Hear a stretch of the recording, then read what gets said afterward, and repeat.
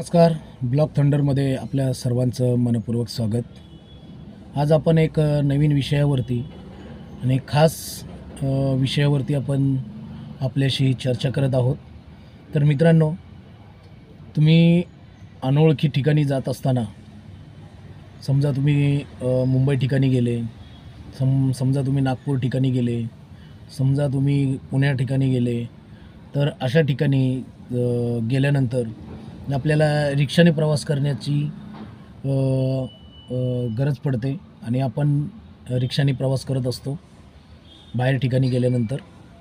तर त्या ठिकाणी गेल्यानंतर आपल्याबरोबर रिक्षाचालक कशी फसवणूक करतात व आपल्याकडून जास्त कसं भाडं आकारलं जातं, तर त्या संदर्भातलं आपण तुम्हाला आज मी माहिती देणार आहे की आपण अशा नुकसानीपासून, अशा फसवणुकीपासून आपण कसे सावध राहू शकतो आणि कशा पद्धतीने आपला पैसा, वेळ वाचू शकतो. तर मित्रांनो, जर तुम्ही माझा व्हिडिओ बघत असतील तर लाईक, शेअर, सबस्क्राईब करायला विसरू नका. आपण अशाच प्रकारच्या चांगल्या रिक्षावाल्यांच्या संदर्भातल्या काही गोष्टी आपल्यापर्यंत पोहोचवण्याचं काम करत आहे आणि राहणार आहोत. तर त्याकरता आपल्या चॅनलला लवकरात लवकर सबस्क्राईब करा आणि आपण स्टार्ट करू आपल्या विषयावरती. तर तुम्ही अनोळखी ठिकाणी जाता, त्या ठिकाणी नंतर गेल्यानंतर तुम्हाला एक असं भीतीच्या वातावरणामध्ये राहिल्यासारखं वाटतं आणि त्या ठिकाणी गेल्यानंतर तुम्ही स्वतःचं संतुलन थोडंसं गमावून बसता. का, कसं, तेही सांगतो. तुम्ही अनोळखी ठिकाणी जाता, तुम्ही त्या ठिकाणाबद्दलची काही माहिती नसते आणि तुम्ही रिक्षावाल्याकडे ज्या टायमाला जाता त्या टायमाला रिक्षाचालक तुम्हाला जिथे जेवढं भाडं असतं त्याच्यापेक्षाही डबल टिबल भाडं सांगतात. ते आपल्याला का सांगतात? त्याचं एक कारण आहे की रिक्षाचालकांकडे जेव्हा तुम्ही ज्या टायमाला तुम्ही जाता की बाबा मला त्या ठिकाणी जायचं आहे, तर रिक्षाचालक काय करतो की हा पहिला त्याचा अनुभव असतो, त्या रिक्षाचालकांचा अनुभव असतो की हा माणूस कुठला आहे, कुठून आलेला आहे, बाहेरचा आहे का स्थानिक आहे, कुठला आहे.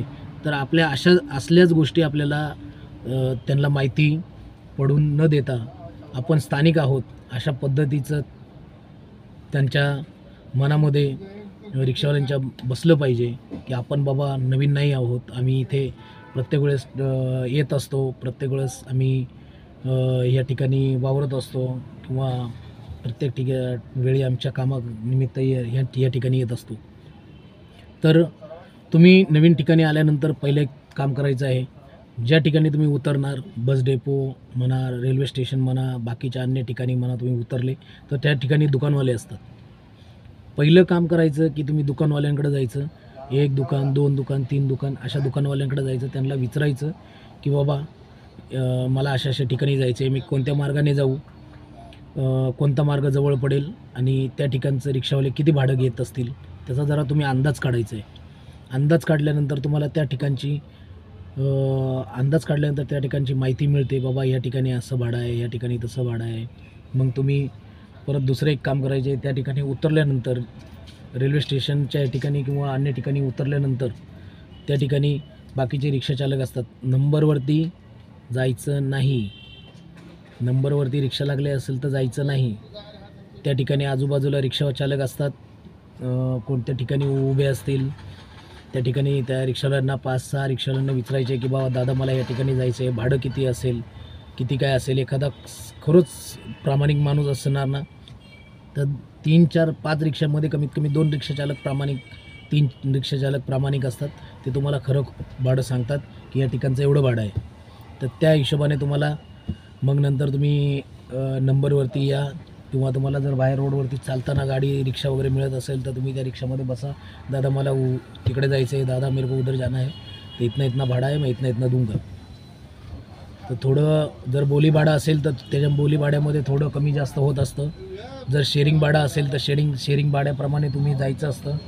आणि दुसरं एक की त्या ठिकाणी जर मीटर असेल, रिक्षामध्ये जर मीटर लागलेले असेल, जर मीटरने जर रिक्षा चालत असतील तर तुम्ही मीटरने जायचं आहे.